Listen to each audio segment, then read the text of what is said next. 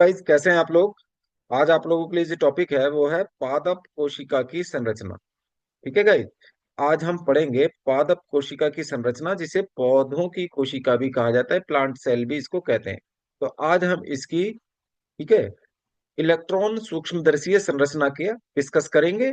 और बाकी animal cell से क्या डिफरेंस होते हैं प्लांट सेल में, इस पर भी डिस्कस करेंगे। जैसे गाइज आप लोगों ने देखा होगा, कितना भी बड़ा मकान क्यों ना हो, तो बड़े से बड़ा जो मकान है वो उसका जो, ठीक है, प्राथमिक इकाई क्या होती है उसको बनाने की, ठीक है, उसकी जो सबसे छोटी इकाई क्या होती है, किसी भी मकान को बनाने की सबसे छोटी इकाई को क्या कहते हैं गाइस। ठीक है। तो सबसे छोटी इकाई जो होती है किसी भी मकान को बनाने की, उसको, कितनी भी बड़ी बिल्डिंग बना लीजिए, कितनी भी बड़ी बड़ी बिल्डिंग्स हो जाती हैं ये गाइस, ठीक है। तो इन सब बिल्डिंग्स को बनाने की जो सबसे छोटी इकाई होती है ना गाइस, वो होती है ब्रिक, यानी ईंट होती है। ठीक है। जिस प्रकार ईंटों से बड़ी बड़ी बिल्डिंग्स, बड़ी बड़ी इमारतें बन जाती है ना, तो उसी प्रकार हमारे शरीर का निर्माण या पौधों के शरीर का निर्माण जिन छोटी इकाइयों से होता है, उनको हम सेल कहते हैं। ठीक है। उनको हम क्या कहते हैं, कोशिका कहते हैं। और ये कोशिका की खोज सन 1665 में गई रॉबर्ट हुक ने की थी। तो कोशिका की खोज किसने की थी? रॉबर्ट हुक ने। ठीक है। सन 1665 में कार्क की कोशिकाओं में सबसे पहले रॉबर्ट हुक ने देखा।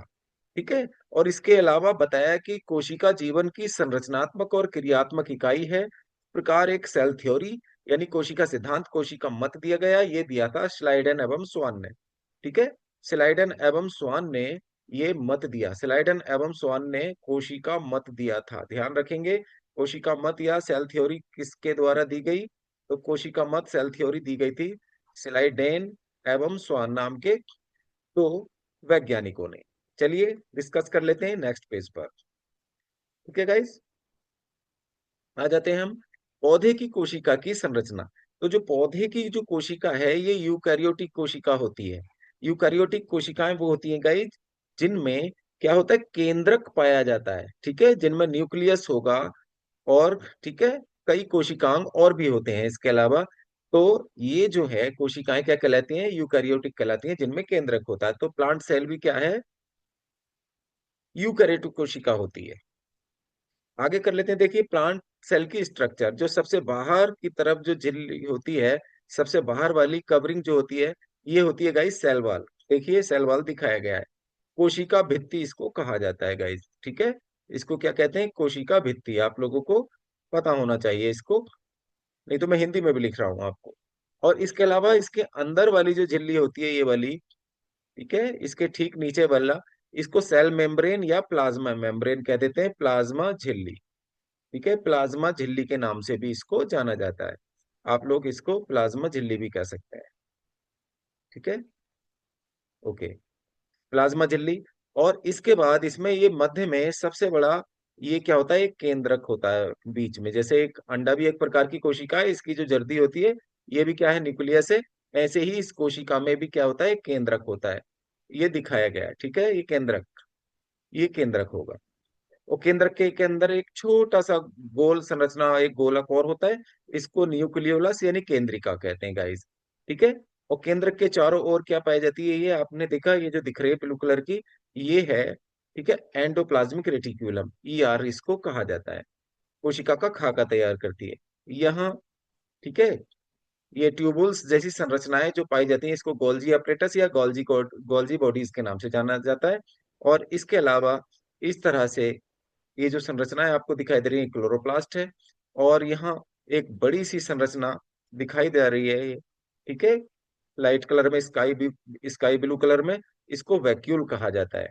इसके साथ ही इसमें पैरोक्सिसोम, राइबोसोम, ठीक है, एमाइलोप्लास्ट, और इसमें जो द्रव्य भरा रहता है उसको साइटोप्लाज्म कहते हैं। ठीक है। और इसके अतिरिक्त जहाँ ऊर्जा बनती है, ऊर्जा का निर्माण होता है, उन संरचनाओं को गाइस माइटोकॉन्ड्रिया कहा जाता है। यहाँ पे एटीपी का निर्माण होता है।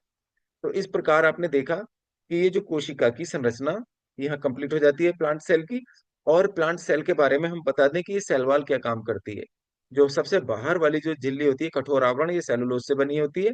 इसका काम है कोशिका को आकार देना, मजबूती और सुरक्षा प्रदान करना। ठीक है। उसके बाद ये जो हमने सबसे बाहर वाली जो झिल्ली बनाई थी, ये वाली जो कवरिंग है गाइस, सबसे बाहर वाली, इसको क्या कहा गया, कोशिका भित्ति। तो कोशिका भित्ति का काम, ये सेलुलोज की बनी होगी और इसको मजबूती सुरक्षा प्रदान करती है। फिर आती है कोशिका झिल्ली, यानी कि ये इसके नीचे वाली कवरिंग, प्लाज्मा झिल्ली।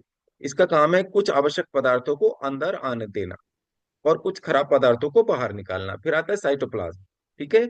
इसका कोशिका द्रव्य है, ये तरल पदार्थ होता है और इसके अंदर कोशिकांग तैरते रहते हैं। और इसमें बहुत सारी मेटाबॉलिक प्रोसेसेस होती हैं इसके अंदर जो होती हैं, ठीक है गाइस। अब आता है देखिए नाभिक, न्यूक्लियस। न्यूक्लियस ये क्या होता है, जो केंद्रक होता है कोशिका के अंदर, जो एक बड़ा सा, ठीक है, गोल संरचना होती है। तो ये जो केंद्रक है, ये क्या होता है, कंट्रोल रूम होता है। इसमें डीएनए होता है और, ठीक है, कोशिका विभाजन आदि क्रियाओं में भी ये क्या करता है, अपना नियंत्रण और नियमन के साथ साथ कोशिका विभाजन में महत्वपूर्ण भूमिका निभाता है। फिर आता है प्लास्टिड, स्लवक। ये तीन प्रकार के होते हैं। क्लोरोप्लास्ट, पौधों की कोशिकाओं में हरित लवक भी पाए जाते हैं, ठीक है। इनमें क्लोरोफिल होता है जिनके कारण पौधे हरे होते हैं और इनमें फोटोसिंथेसिस की प्रोसेस जो है वो क्लोरोफिल के कारण होती है, इसके कारण ही भोजन बनता है। फिर आते हैं क्रोमोप्लास्ट, ये लाल पीला नारंगी, ये इस प्रकार के जो कलर प्रोवाइड करते हैं पौधों में, फूलों में, वो क्रोमोप्लास्ट होते हैं, ठीक है। ये प्लास्टिड्स का ही एक प्रकार है। फिर आता है प्लास्टिड्स का तीसरा प्रकार, ल्यूकोप्लास्ट। ये रंगहीन होते हैं, ये जड़ों आदि में पाए जाते हैं और इनमें भोजन संचित रहता है, ठीक है। स्टार्च, तेल, प्रोटीन आदि का ये भंडारण करते हैं, ठीक है गाइस। अब आता है बड़ी केंद्रीय रिक्तिका। हमने इसमें जो कोशिका है उसमें एक बड़ी वैक्यूल बनाई है, ठीक है। इसमें क्या भरा रहता है, कोशिका का 70 से 90% भाग ये, ठीक है, घेरे रहती है। और इसमें क्या भरा रहता है, पानी, लवण, कचरा, पोषक पदार्थों को ये संग्रहित करती है और कोशिका का ये टर्गर प्रेशर बनाए रखती है, ठीक है। जो कोशिकाएं तनी रहती हैं वो किसके कारण तनी रहती हैं, वैक्यूल के कारण, ठीक है। आप समझ पाए होंगे, रिक्तिका के कारण। फिर आता है माइटोकॉन्ड्रिया। माइटोकॉन्ड्रिया को कहा जाता है कोशिका का पावर हाउस, इसमें एटीपी बनते हैं। ये इस तरह की संरचनाएं, इसके अंदर कोशिकांग पाए जाते हैं, ठीक है, ये माइटोकॉन्ड्रिया। फिर आते हैं एंडोप्लाज्मिक रेटिकुलम, जो केंद्रक होता है।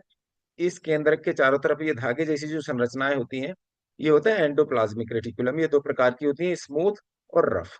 इनका काम होता है लिपिड का निर्माण करना और ईआर पर राइबोसोम लगे रहते हैं जो प्रोटीन का निर्माण करते हैं, ठीक है। अब आता है राइबोसोम। राइबोसोम क्या होते हैं, प्रोटीन बनाने वाले मशीनें होते हैं या हांडी होती हैं, ठीक है।